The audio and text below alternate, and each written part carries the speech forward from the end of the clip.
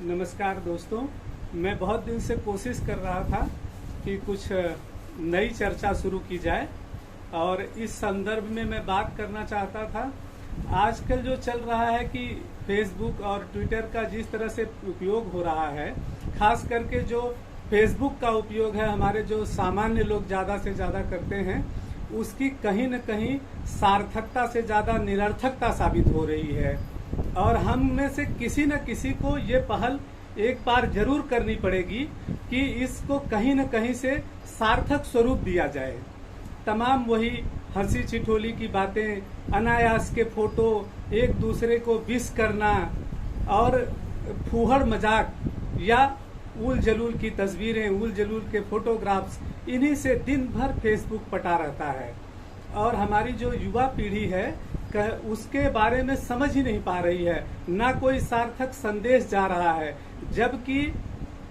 पहले लोगों को अपनी बात रखने के लिए मीडिया का सहारा लेना पड़ता था, पर आज के दिन में हमारे पास मीडिया का इतना सशक्त माध्यम उपलब्ध है। सोशल मीडिया के माध्यम से हम लोग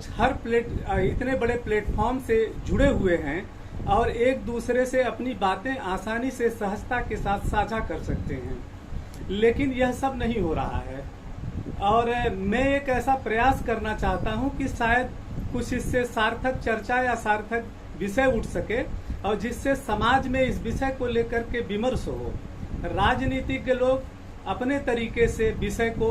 अपने हिसाब से समझाते हैं। मीडिया की भी स्थिति यह है कि वहां भी एजेंडा सेट करके और इस तरह की बहस कराई जाती है हमेशा।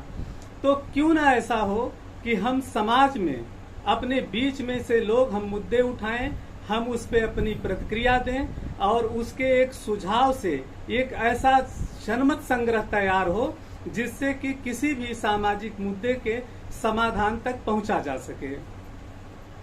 जैसे कि इस समय एक विषय और चल रहा है जनसंख्या कानून का। अब मैं बार बार हम अलग अलग मुद्दों पर और विषय पे उठाया जाएगा। अब इस जनसंख्या के बारे में ये है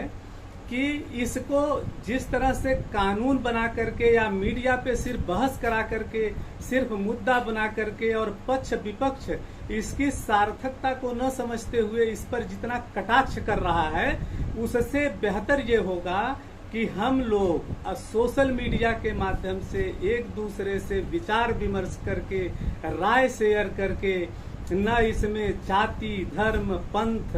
भाषा, क्षेत्र की सारी स्थितियों से बाहर निकल करके हम लोग कुछ एक ऐसा प्रयास करें जिस पर कि एक समन्वय कायम हो सके और शायद वह सरकार के लिए भी सुविधाजनक रहेगा और समाज के लिए भी अच्छा रहेगा। अब जनसंख्या की स्थिति में मित्रों बहुत लंबी चौड़ी बात की जा सकती है, लेकिन मैं एक छोटा सा उदाहरण आप लोगों को देता हूं कि जैसे हमारे देश के दो राज्य हैं, बिहार और छत्तीसगढ़। छत्तीसगढ़ का क्षेत्रफल बिहार से काफी बड़ा है, लेकिन वहां की आबादी लगभग 3 करोड़ है और उससे कम क्षेत्रफल में बिहार में करीब 11 करोड़ लोग रहते हैं। अब ऐसी स्थिति में जब हम इतनी कम जगह में ज्यादा से ज्यादा लोग रहेंगे तो उसका कोई न कोई विस्फोटक स्वरूप कायम होगा। जब एक दूसरे की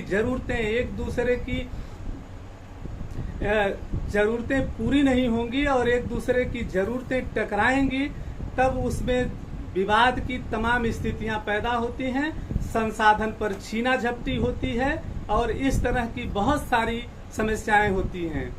मैं ये चाहता हूं कि इस विषय पर आप लोग अपनी राय दें और जो लोगों की राय आएगी उसके हिसाब से विमर्श करके, उस पर विचार करके और मैं फिर आगे इस मुद्दे पर और बात करूंगा। धन्यवाद।